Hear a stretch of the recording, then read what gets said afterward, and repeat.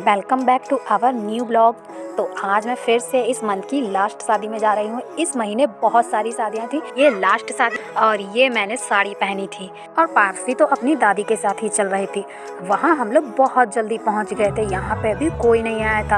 हम लोगों को टाइम दिया गया था 8 बजे, हम लोग टाइम से ही पहुँचे थे, लेकिन वहाँ पे अभी कोई तैयारी नहीं थी। ये शादी थी लखनऊ में और ठंडी भी बहुत ज़्यादा थी, तो पार्थवी को तो बिना फैशन के ही गर्म कपड़े पहनाए थे। तो इस शादी में कुछ सिंगर भी बाहर से बुलाए गए थे जो बहुत अच्छे अच्छे गाना गाए थे। ये सब सुनने में अच्छा लग रहा था। यहाँ पे अभी बहुत ज़्यादा टाइम था जयमाल के लिए, तो हम लोग बैठ के थोड़ा बहुत नाश्ता किए। फिर धीरे धीरे करके सब लोग आने लगे और सब लोग यही वेट कर रहे थे कि जल्दी से दुल्हन और दूल्हा आए और जल्दी जयमाल पड़े, क्योंकि ठंडी बहुत ज़्यादा बढ़ती जा रही थी। सब लोग बहुत परेशान हो रहे थे। सब लोग बोल रहे थे कि पहले यहाँ पे बारात उठाई जाएगी और घुमाई जाएगी। तो मैं सोच रही थी कि लखनऊ में बारात कहाँ घुमाई जाएगी, इतना ट्रैफिक है। फिर इन लोगों ने इसी रिजॉर्ट में बारात घुमा के ले आए थे, तो जल्दी ही दूल्हे की भी एंट्री हो गई थी।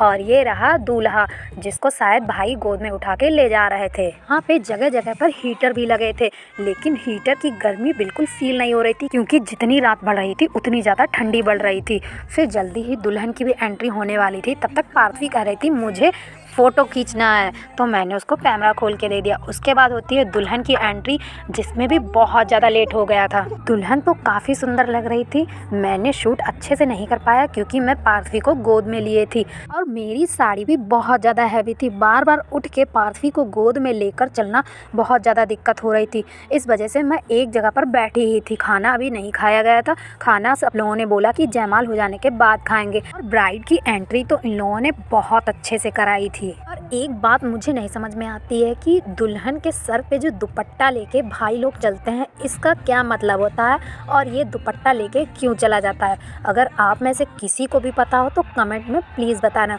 उसके बाद फाइनली जयमाल होने जा ही रही थी, तो ये जयमाल होती है और फिर हम लोगों को बहुत ज़्यादा भूख भी लग रही थी, तो जल्दी से जयमाल होने के बाद हम लोग खाना खाने गए। खाना खाते टाइम तो मैंने कोई भी शूट नहीं किया, क्योंकि एक हाथ में प्लेट और पार्थवी को भी खिलाना और खुद भी खाना, यही सबसे बड़ा डिफ़िकल्ट काम है। तो शूट कहाँ से मैं करती। यहाँ पे खाने में भी काफ़ी अच्छी सारी चॉइसेस थी। फिर पार्थवी को तो उसके पापा ने बहुत देर के बाद गोद में लिया। ये अपने पापा के पास ज़्यादा जा ही नहीं रही थी। और उसके बाद मैंने सोचा कुछ तो बना ही ली जाए रील, लेकिन रील मैं ज़्यादा नहीं बना पाई थी। इतना ज़्यादा शोर, ऊपर से इतनी हैवी साड़ी, तो ये सब तो नहीं हो रहा था। इतना ज़्यादा टाइम हो गया था, करीब रात के 2 बज गए थे।